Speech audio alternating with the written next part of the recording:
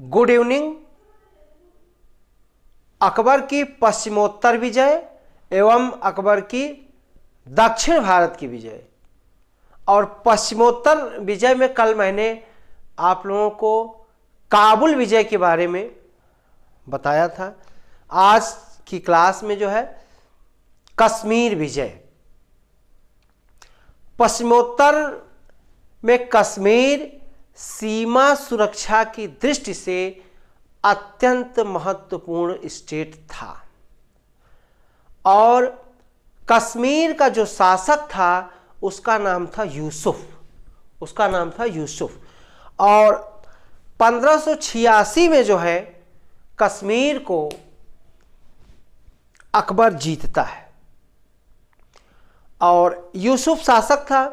और चूंकि पश्चिमोत्तर में एक बहुत ही महत्वपूर्ण राज्य कश्मीर था और उस कश्मीर को अकबर अपने स्टेट में, अपने राज्य में मिलाना चाहता था और इसीलिए उसने 1586 में एक बड़ी मुगल सेना और उसके जो दो सूबे सेनापति थे, एक तो कासिम खां और दूसरे राजा भगवान दास और कासिम खां के नेतृत्व में वो जो है विशाल सेना कश्मीर में पहुंचती है। लेकिन उस समय भीषण वर्षा और भीषण हिमपात के कारण मुगल सेना की बहुत ही क्षति हुई। लेकिन अंततः विजय जो है, विजय श्री वो भगवान दास और कासिम खां को मिलती है, अर्थात अकबर की विजय होती है। और यूसुफ खां जो है, यूसुफ जो वो शासक वहाँ का था, वो आत्मसमर्पण कर देता है और आत्मसमर्पण कर देता है। फिर 500 मनसब का मनसबदार बना दिया जाता है यूसुफ को। इस तरीके कश्मीर अब मुगल साम्राज्य का राज्य हो गया, मुगल साम्राज्य में मिल गया।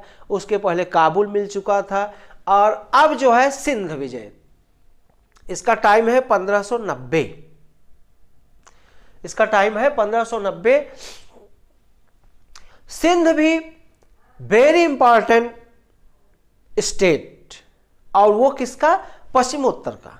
यह भी बहुत ही महत्वपूर्ण स्थान राज्य था, पश्चिम और उत्तर अर्थात पश्चिमोत्तर। और इसको भी अकबर अपने स्टेट में मिलाने का प्रण करता है और अंत में वो मिला ही लेता है। और सिंध से ही रास्ता जो है कांधार की ओर जाता था। सिंध से ही रास्ता जो है, सिंध से रास्ता कांधार की तरफ जाता था। इसलिए यह और इम्पॉर्टेंट और ही महत्वपूर्ण हो गया था कि अकबर इसको विजित करे और उसने अपनी क्षमता, अपनी योग्यता, अपनी शक्ति के बल पर इस राज्य को भी वो जीतता है। और यहाँ का जो शासक था उसका नाम था मिर्जा जानी बेग। उसका नाम था मिर्जा जानी बेग। और मिर्जा जानी बेग जो है वो एक महत्वपूर्ण और मजबूत शासक था।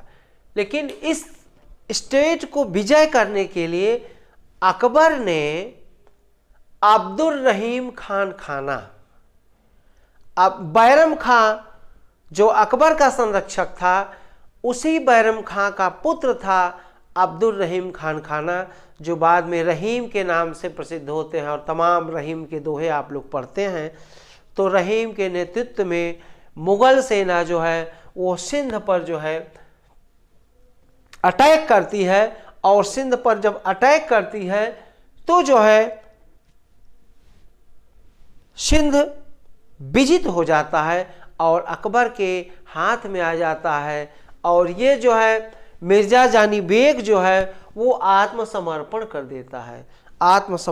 देता है। तब जो है इसको भी 3000 का मनसब बना दिया जाता है। 3000 का मनसब इसको भी सिंध का बना दिया जाता है। उसके बाद कांधार विजय। कांधार अफगानिस्तान में है और कांधार में भारत का विमान भी हाईजैक हुआ था, वहीं पर जो है आतंकवादियों ने रखा था। और यह टाइम कांधार का जो टाइम है वो 1595 में है। अकबर ने जो कांधार को जीता तो 1595 में है। और कांधार पर जो शासन था वो ईरान के शाह का था।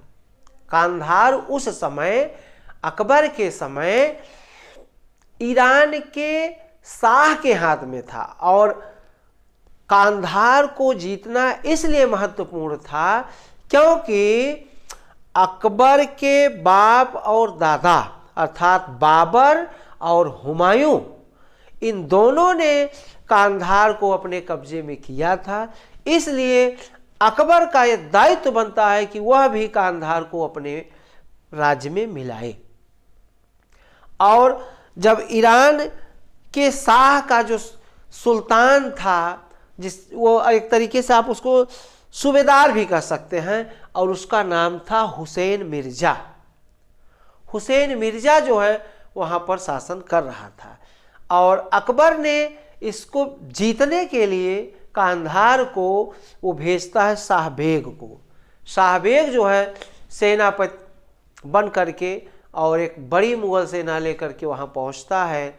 तो उस बड़ी सेना को देख कर जो है ईरान के शाह का जो सूबेदार था हुसैन मिर्जा, वह क्या हो गया, वो भयभीत हो गया। और जब भयभीत हो गया तो वो आत्मसमर्पण कर देता है। आत्मसमर्पण कर देता है तब उसको भी 5000 का मनसब बना दिया जाता है। उसको भी 5000 का मनसब बना दिया जाता है और वो सुल्तान बना रहता है कांधार का। अब कांधार भी जो है अकबर के राज में मिल जाते हैं। फिर बिलोचिस्तान या बिलोचिस्तान या बलूचिस्तान एक ही बात है। और ये है 1595। इसका टाइम अकबर जब इसको अपने राज्य में मिलाता है तो 1595 में मिलाता है। और यह वर्तमान समय में पाकिस्तान में है। और यहाँ का जो शासक था वह अफगानी था। वह कौन था? अफगानी था। अर्थात जो बलूचिस्तान था यहाँ पर अफगानों का शासन था। और अकबर ने यहाँ पर मीर मासूम को भेजा था। किसको भेजा था? मीर मासूम को। एक बार आप लोग इसका स्क्रीनशॉट ले लें। अकबर ने किसको भेजा था? मीर मासूम को।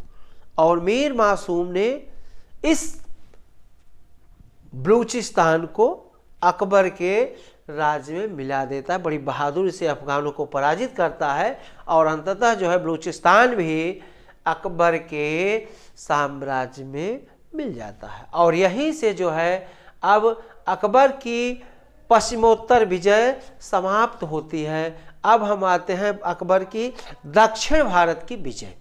अकबर की उत्तर भारत की विजय, फिर उसके बाद पश्चिमोत्तर विजय, अब दक्षिण भारत की विजय। और उस समय अकबर के समय में दक्षिण भारत में जो मेन स्टेट थे, महत्वपूर्ण राज्य थे, वो खानदेश था। खानदेश और बरार, खानदेश, बरार, बीजापुर, गोलकुंडा, बीदर, बरार, बीदर, बीजापुर, गोलकुंडा, खानदेश और विजयनगर। और विजयनगर भी बहुत ही महत्वपूर्ण स्टेट था। विजयनगर के आसपास जो जितने बरार, बीदर, बीजापुर, ये चारों तरफ जो राज्य थे ये मुस्लिम राज्य थे। और ये जो है विजयनगर एक हिंदू राज्य का, उस पर जो शासन करता था वो हिंदू शासक था। लेकिन इन चारों ने मिलकर, तीनों ने मिलकर विजयनगर पर अटैक कर दिया और विजयनगर जो है वो उसकी मजबूती वो समाप्त हो जाती, वो कमजोर स्टेट बन जाता है। और इस समय जो अकबर के समय मुख्य जो देश थे वो खानदेश था। यह बहुत ही मजबूत था। और उसी तरीके बीजापुर था। ये जो गोंडवाना एक स्टेट था, गोंडवाना जो है यह उड़ीसा के पश्चिमोत्तर भाग में पड़ता था। पश्चिम और उत्तर का जो स्थान है वहीं पर ये जो है आपका स्टेट जो है वो था गोंडवाना।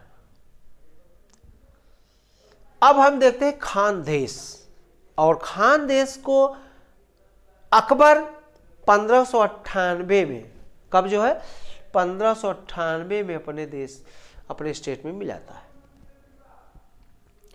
और उस समय खानदेश का जो शासक था उसका नाम था मुबारक शाह द्वितीय, उसका नाम था मुबारक शाह द्वितीय।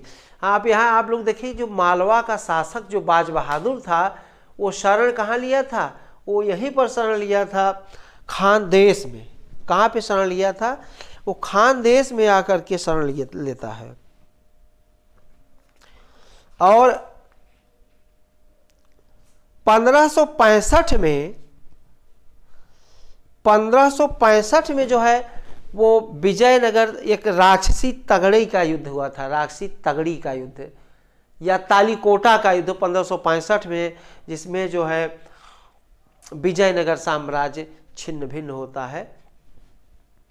तो ये मुबारक शाह द्वितीय जो है खानदेश का शासक था। और अकबर बहुत ही दूरदर्शी व्यक्ति था। उसने जो है एक प्रस्ताव भिजवाया वैवाहिक संबंध का, और जो प्रस्ताव भिजवाता है तो मुबारक शाह द्वितीय मान जाता है, और मुबारक शाह द्वितीय मान जाता है। मुबारक शाह द्वितीय जो है अपनी पुत्री का विवाह जो है वो अकबर से करना चाहा और कर भी दिया। तो ये जो खानदेश है बड़ी आसानी से जो है वो मुगल साम्राज्य में मिल जाता है। और उसके बाद इसकी कुछ दिनों बाद जो है 1595-96 में इसकी मृत्यु होती है। फिर इसका पुत्र अली खां बनता है, और अली खां भी जो है अकबर की अधीनता स्वीकार किए रहता है। लेकिन फिर अली खां का पुत्र जो है मीरन बहादुर,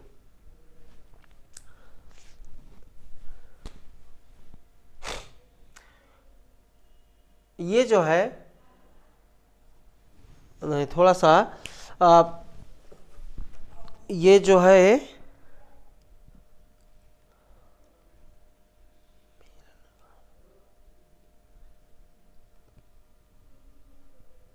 हाँ, मीरन खां जो है, मीरन खां, ये मीरन बहादुर खां जब ये गद्दी पर बैठता है तब जो है यह जो है स्वतंत्र शासक बनना चाहता है, यह स्वतंत्र शासक बनना चाहता है।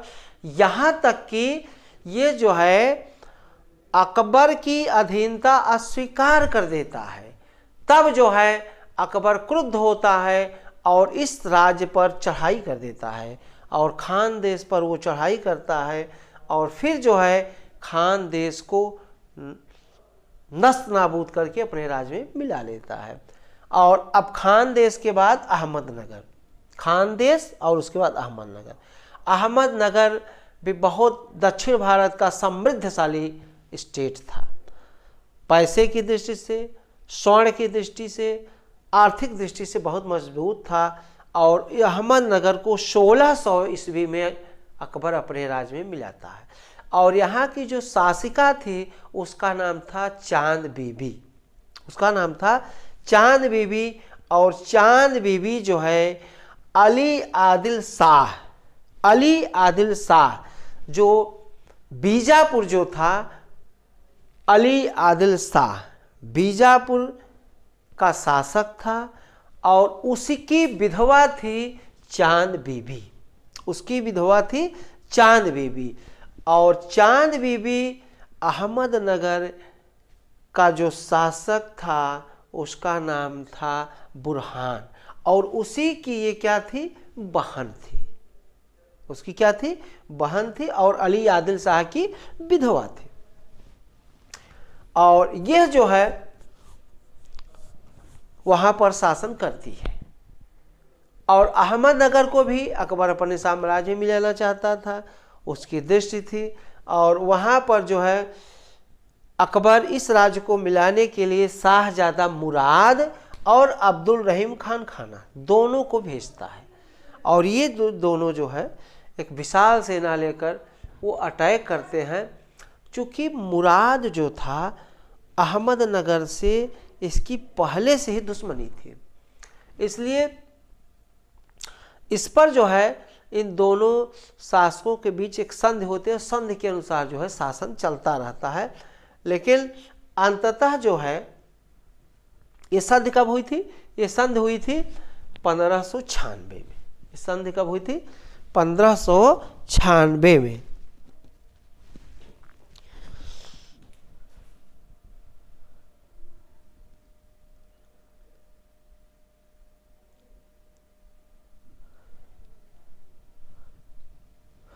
और संधि के अनुसार जो है वो बुरहान द्वितीय का पुत्र था बहादुर। बुरहान द्वितीय का पुत्र था बहादुर, और वो जो है वो अहमदनगर का शासक बनता है। लेकिन बाद में जो है चांद बीबी इसको नहीं मानती है, और फिर जो है इस पर अकबर जो है स्वयं आकर के अटैक करता है और चांद बीबी की हत्या कर दी जाती है। और उसके बाद जो है इस अहमदनगर को भी मुगल साम्राज्य में मिला लिया जाता है। तो आज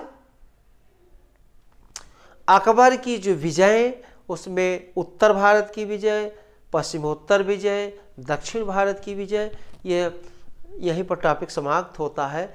आप इसको टाइम जो है जरूर जो है आप लोग याद रखेंगे। अहमदनगर 1600 में विजित हुआ, खानदेश 1598 में, दक्षिण बिलोचिस्तान 1595 में, कंधार 1595 में, सिंध 1590 में और कश्मीर 1586 में। आज इतना ही। आप लोगों का बहुत बहुत धन्यवाद। वीडियो को लाइक, सब्सक्राइब, शेयर अवश्य करें। धन्यवाद। एक बार इसका आप लोग स्क्रीनशॉट भी ले लें।